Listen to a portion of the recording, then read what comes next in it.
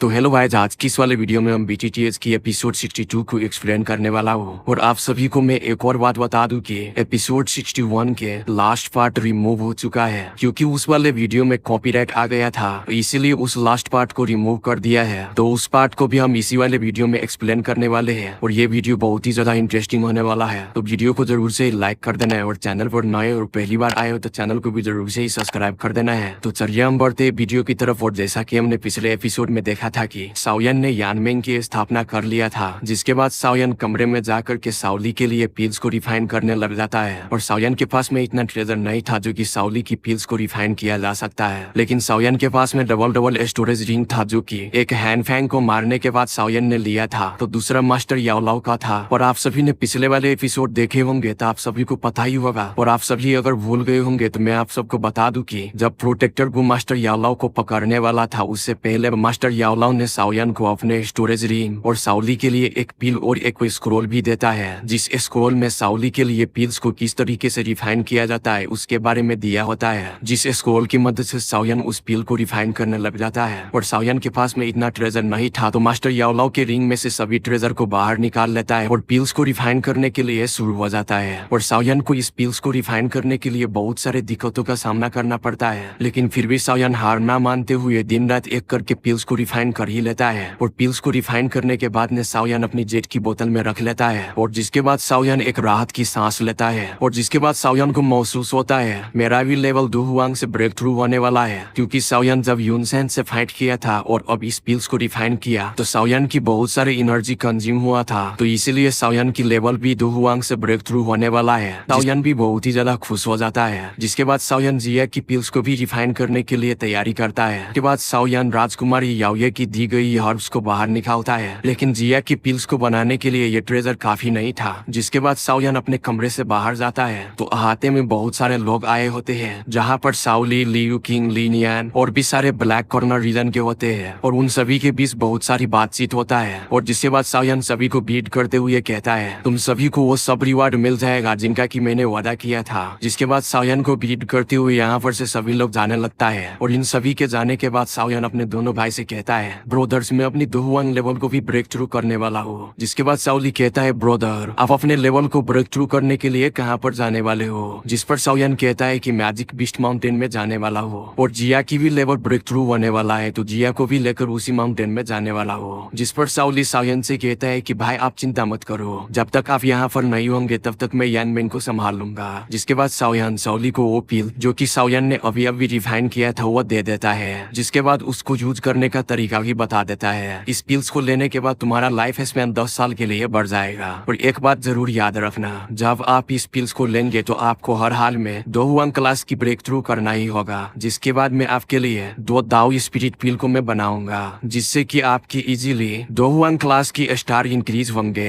Big brother, जब मैं यहाँ पर नहीं होऊंगा तो अगर यानमेंग पर कोई मुसीबत आता है तो तुरंत मुझे इन्फॉर्म कर दीजिएगा, तो मैं जरूर आकर सभी को निपटा दूंगा। जिसके बाद साउडिंग साओयन से कहता है कि भाई तुम चिंता मत करो, अभी के लिए तुम स्ट्रेंथ की बढ़ाने के लिए फोकस करो। जितना ज्यादा तुम्हारा स्ट्रेंथ होगा उतना ही ज्यादा यानमेंग आगे बढ़ेगा। जिसके बाद साओयन जिया को लेकर के यहाँ पर से जाने लगता है। जिसके बाद जिया साओयन को रोक करके क्वीन मेडुसा की तरफ देखने लग जाता है और कहता है मेरी बड़ी बहन काइली अभी के लिए यहाँ पर है। जिसके बाद साओयन क्वीन मेडुसा की तरफ देखता है, जहाँ पर क्वीन मेडुसा एक दलावर बेटी होती है। साओयन हैरान होकर कहता है कि आखिर तुम यहाँ पर क्या कर रही हो? जिस पर क्वीन मेडुसा कहती है तुम ये मत समझो कि जिया को लेकर के मुझसे दूर चले जाओगे, और अभी के लिए मैं जिया के लिए काफी ज्यादा परेशान भी थी, इसीलिए मैं तुम्हारा फॉलो कर रही हूँ, क्योंकि अभी के लिए जिया की स्थिति बहुत ही ज्यादा खराब है। जिसके बाद क्वीन मेडुसा जिया को लेकर के आगे बढ़ जाता है। जिस पर साओयन कहता है ठीक है, जब मैं अपनी लेवल को ब्रेक थ्रू करूंगा तब तक तुम दोनों एक दूसरे के साथ एंजॉय करना। जिसके बाद साओयन अपने विंग को बाहर निकाल लेता है और मैजिक बीस्ट माउंटेन की तरफ निकल जाता है। तो क्वीन मेडुसा भी जिया को लेकर के साओयन को फॉलो करने लग जाता है। और जिसके बाद साओयन गामा एम्पायर की नॉर्थ एंड वेस्ट रीजन में एक दिन में ही पहुंच जाता है। जिसके बाद हम देखते हैं साओयन को जो कि एक माउंटेन पीक पर रुका था, जहाँ पर साओयन अपने बीते हुए पल को याद कर रहा था। और याद करता है जब साओयन के पीछे उल्फसेट के लोग पड़ गए थे तो साओयन उससे बचने के लिए इसी माउंटेन रेंज में आ गया था।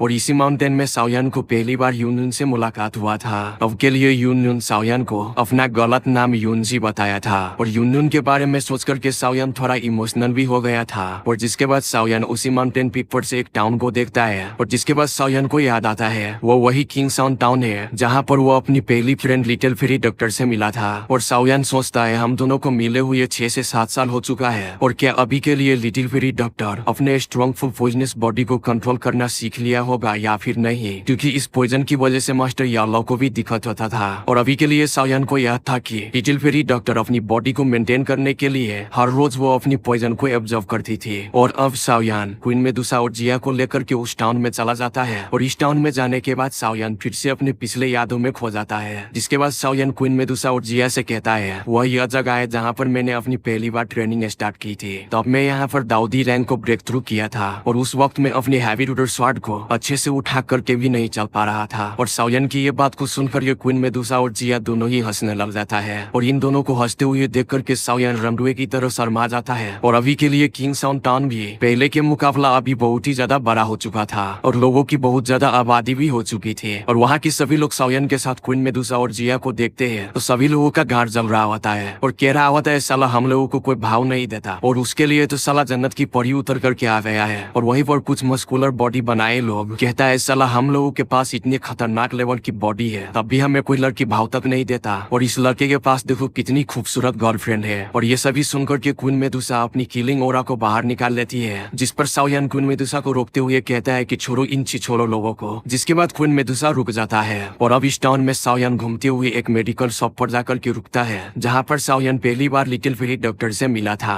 जो कि जख्मी सोल्जर की इलाज कर रही थी। और साओयान ये सभी के बारे में सोच ही रहे होते तभी यहाँ पर ब्लड पैटर्न मेशनरी के एक मिडिल पर्सन और एक लड़की यहाँ पर से किसी से बचते हुए भाग रही थी। लेकिन तभी स्नेक नैश के ग्रुप इन दोनों को घेर लेते हैं और तभी यहाँ पर मिडिल एज पर्सन उस लड़की को यहाँ पर से भागने के लिए कहता है और वह मिडिल एज पर्सन उन सभी के आगे जाकर के उनको रोकने की कोशिश करता है। और यह स्नेक नैश के ग्रुप ही क्लैन के साथ मिलकर ब्लड पैटर्न मेशनरी क्लैन के लोगों को मारना चाहते थे। और अभी के लिए स्नेक नैश का ग्रुप लीडर इस लड़की को पकड़ करके एक रात इलू इलू करना चाहता था, इसीलिए वो अपनी टटुओं को उनको पकड़ने के लिए भेजा था। जिसके बाद स्नेक पैटर्न की लोग उस लड़के पर हमला कर देता है जिनका नाम कागेंग था। और जिसके बाद साओयान उस लड़की को देखता है जो कि उस लड़की को देखते ही साओयान पहचान जाता है और कागेंग को जख्मी देख करके लिंगर काफी ज्यादा रोने लग जाती है। तभी स्नेक पैटर्न का लड़का लिंगर को पकड़ने के लिए आता है और तभी साओयान यहाँ पर आकर उस बंदे की छाती पर एक घुसा मारता है और साओयान की इस अटैक की वजह से वो लड़का काफी दूर घिसटते घिसटते चला जाता है। और ये सब देखने के बाद लिंगर और किंग गैन साओयान का शुक्रिया अदा करते हैं। और ये सब देखने के बाद लिंगर और किंग गैन साओयान को यहाँ पर से अभी के लिए जाने का कहता है और वो कहते हैं ही क्लैन स्नेक नैश ग्रुप को सपोर्ट कर रहा है और ही क्लैन के पास एक दोहुआन का प्रैक्टिशनर है। जिस पर साओयान थोड़ा सा मुस्कुराते हुए कहता है आप लोग चिंता मत करो, बस आप दोनों यहाँ पर रुक करके तमाशा देखो और मैं इन सभी को कुत्ते की तरह घसीटता हूँ। जिसके बाद स्नेक नैश के लोग साओयान पर हमला कर देता है और इन सभी को पहले तो साओयान एक वार्निंग देता है मगर वो लोग नहीं रुकता है तो साओयान अपने इनविजिबल फॉलन हार्ट फ्लेम से उन सभी को जला करके राख कर देता है। और ये सब देखने के बाद लिंगर और कागेंग दोनों ही पूरी तरीके से शॉक्ड हो जाता है। और साओयान इन सभी को मारने के बाद साओयान को जरा सा भी अफसोस नहीं था क्योंकि साओयान को पता था कि वो सभी बहुत ही बुरे थे। और जिसके बाद साओयान उन दोनों के पास जाता है और साओयान कहता है अंकल कागेंग हमें काफी साल हो गए मिले हुए और मुझे यकीन नहीं हो रहा है कि आप अभी भी इसी टाउन में रहते हैं। लेकिन अभी भी अंकल कागेंग साओयान को पहचान नहीं पाया होता है। वही लिंगर साओयान को पहचान लिया था तो लिंगर अंकल कागेंग से कहता है अंकल कागेंग वह यही लड़का साओयान है जो कि कुछ सालों पहले वुल्फ हेड क्लैन को डिस्ट्रॉय कर दिया था। और ये सुनकर के अंकल कागेंग पूरी तरीके से हैरान हो जाता है और कहता है ये लड़का कुछ सालों पहले दाऊजी रैंक पर था, अब तो ये एक ही हाथ के इशारे से दाऊजी और दाऊसी रैंक की लोगों को एक ही हाथ के इशारे से जला करके राख कर देता है। जिसके बाद कागेंग साओयान से कहता है अभी के लिए ब्लड पैटर्न मशीनरी बहुत ही नुकसान में चल रहा है, इसीलिए मैं तुमसे रिक्वेस्ट करता हूँ हमारी इस ब्लड पैटर्न मशीनरी को ये क्लैन और स्नेक नैश से बचा लो।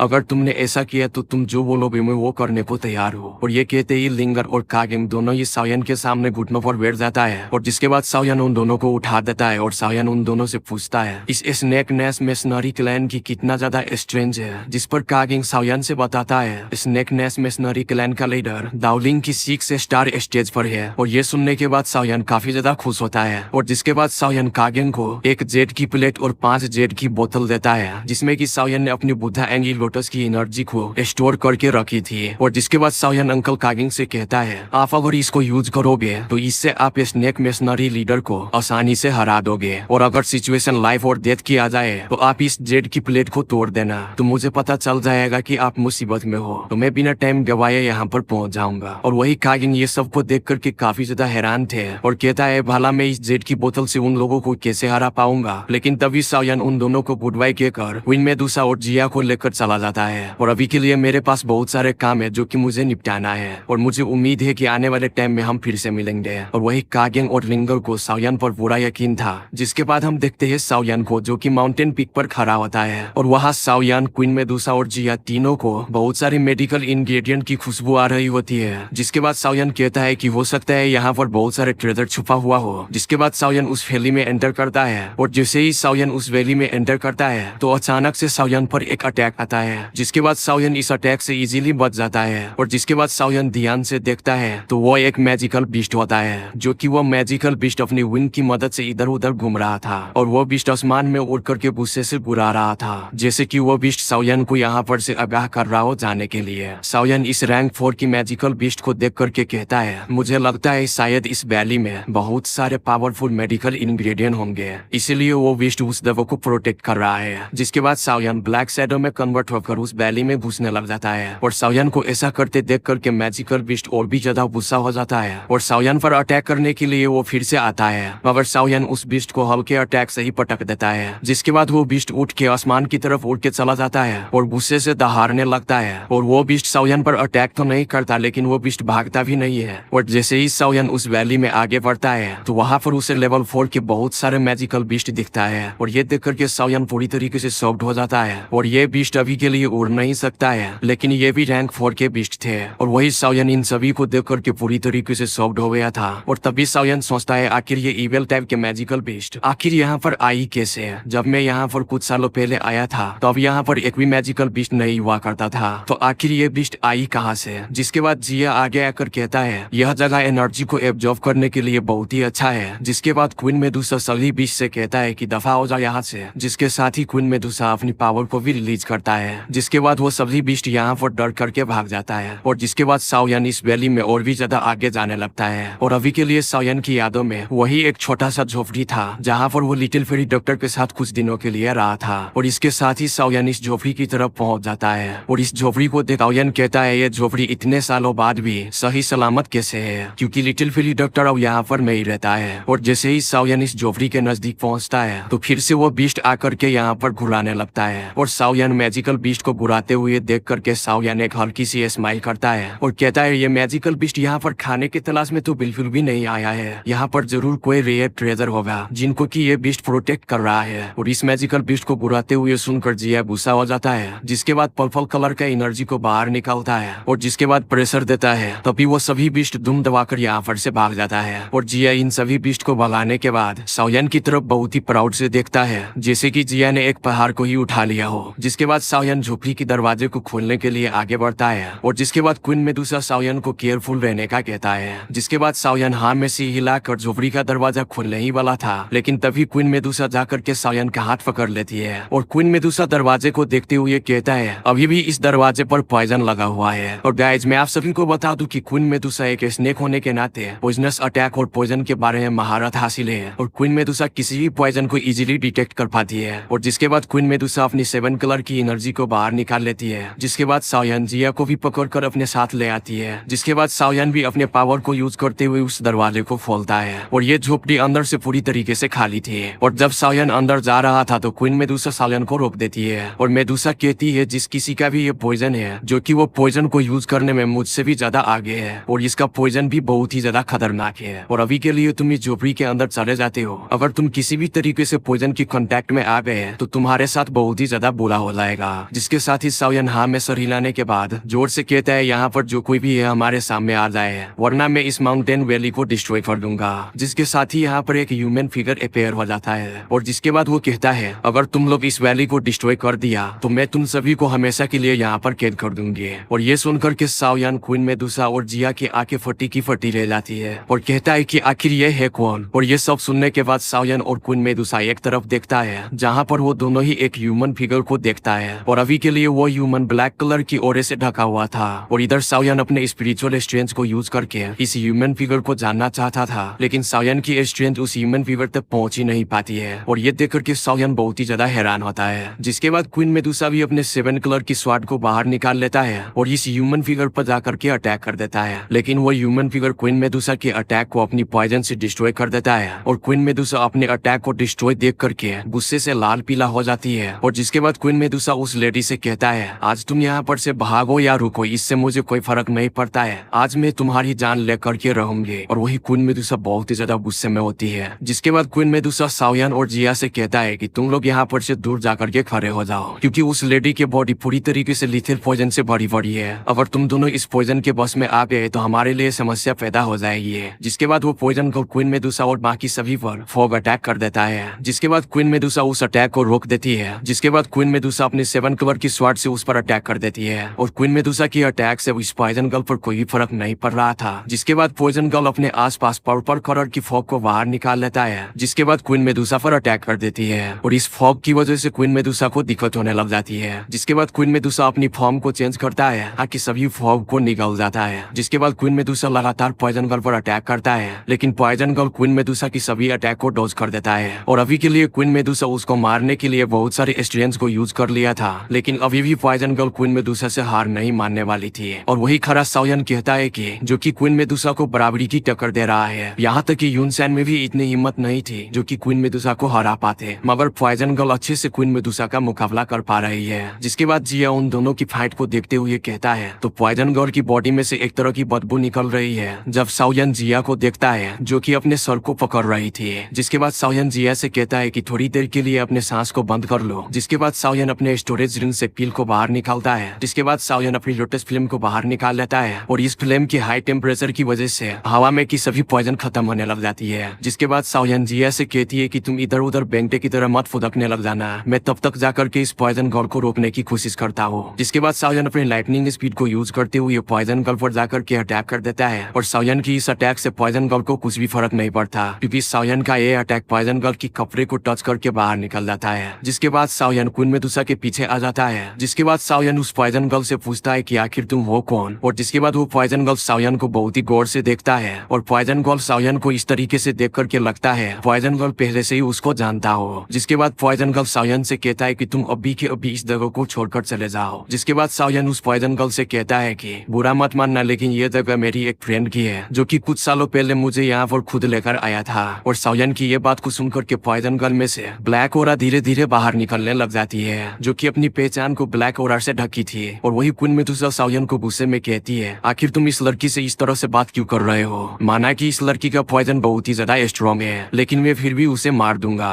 लेकिन साओयान क्वीन मेडुसा की किसी भी बात पर ध्यान नहीं दे रहा था और पॉइजन गर्ल को ग्रीट करते हुए कहता है, क्या मैं आपका नाम जान सकता हूँ। हो सकता है आपको मैं पहले से ही जानता हूँ। और ये सुनने के बाद लिटिल फेरी डॉक्टर साओयान के पास एक जेट की बोतल को फेंकता है और कहती है, माना कि तुम दोनों अभी के लिए बहुत ही ज्यादा स्ट्रॉन्ग हो और मेरे पॉइजन का भी मुकाबला कर सकते हो, लेकिन नीचे खड़ी वो छोटी लड़की उस पॉइजन को नहीं झेल सकती। पॉइजन गर्ल अभी जिया की बात कर रहा था और इस जेट की बोतल में इस पॉइजन का एंटीडोट है। जिसके बाद लिटिल फेरी डॉक्टर साओयान से कहती है, जैसा कि तुमने कहा कि ये जगह तुम्हारी और तुम्हारी दोस्त की है, ठीक है तो मैं यहाँ पर से जा रही हूँ। जिसके बाद लिटिल फेरी डॉक्टर ज्यादा कुछ नहीं बोलता और यहाँ पर से चली जाती है। और साओयान पॉइजन गर्ल को जाते हुए देख करके काफी ज्यादा हैरान होता है और साओयान पॉइजन गर्ल को जोर से आवाज लगाते हुए कहता है, पॉइजन गर्ल तुम्हारा नाम लिटिल फेरी डॉक्टर है। जिसके बाद वो पॉइजन गर्ल थोड़ी देर के लिए रुक जाता है। जब साओयान पॉइजनस पर्सन का ये एक्शन देखता है तो साओयान को पूरी तरीके से समझ में आ जाता है ये पॉइजन गर्ल और कोई नहीं लिटिल फेरी डॉक्टर ही है। और साओयान ने कभी एक्सपेक्ट नहीं किया था लिटिल फेरी डॉक्टर से इतने सालों बाद यहीं पर मिलेगी। और जिसके बाद साओयान सोचता है कि लिटिल फेरी डॉक्टर पहले से काफी ज्यादा चेंज हो चुकी है, ऐसा तो नहीं इसकी पॉइजन की वजह से ऐसा हुआ हो। और ये सब सोचते ही साओयान लिटिल फेरी डॉक्टर की तरफ बढ़ने लग जाता है। और जैसे ही लिटिल फेरी डॉक्टर को एहसास होता है कि साओयान यहाँ पर आ रहा है, तभी लिटिल फेरी डॉक्टर यहाँ पर से डिसअपियर हो जाती है। और साओयान लिटिल फेरी डॉक्टर को इस तरह से डिसअपियर होते देख करके साओयान काफी ज्यादा सैड हो जाता है और कहता है कि आखिर मुझे ये क्यों नहीं देखना चाहती है। जिसके बाद क्वीन मेडुसा साओयान के पास आती है और साओयान से पूछती है कि आखिर तुम इस पॉइजन गर्ल को जानते हो। और जिसके बाद साओयान क्वीन मेडुसा से कहता है कि मुझे जहाँ तक पता है जो कि कुछ सालों पहले यहाँ पर इसी बेली में मिली थी। और अभी के लिए साओयान लिटिल फेरी डॉक्टर की पॉइजनस के बारे में क्वीन मेडुसा को कुछ भी नहीं बताती है। और जिसके बाद क्वीन मेडुसा भी साओयान को बताती है इस लड़की की पॉइजन बहुत ही ज्यादा खतरनाक थी और जब के लिए मैं उससे फाइट कर रही थी तो वो एक बार में ही अटैक करती थी और दूसरी बार अपने ख्वाबों ख्यालों में खो जाती थी। जिसके बाद साओयान को वो पल याद आने लग जाता है जहाँ पर लिटिल फेरी डॉक्टर साओयान को छोड़कर चली गई थी। अगर आप सभी ने उस सीजन को देखा होगा तो आप सभी को अच्छी तरीके से ही पता होगा होगा। जिसके बाद क्वीन मेडुसा कहती है कि वो पॉइजन लेडी अभी के लिए चली गई है। जिसके बाद क्वीन मेडुसा सायन से कहता है चलो हम नीचे चलते हैं जहाँ पर जिया है। जिसके बाद तुरंत यहाँ पर अचानक से हलचल होने लग जाती है। जिसके बाद दोबारा से यहाँ पर लिटिल फेरी डॉक्टर की एंट्री होती है और सभी से कहती है कि मैं तो एक चीज भूल ही गई थी, तुम सभी ने वीडियो को देख ही लिया है तो जाकर के वीडियो को जरूर से ही लाइक कर दो और चैनल को भी जरूर से ही सब्सक्राइब कर देना। और लिटिल फेरी डॉक्टर यानी मैं सायन के पास में फिर से आऊंगी। तब तक के लिए बाय बाय।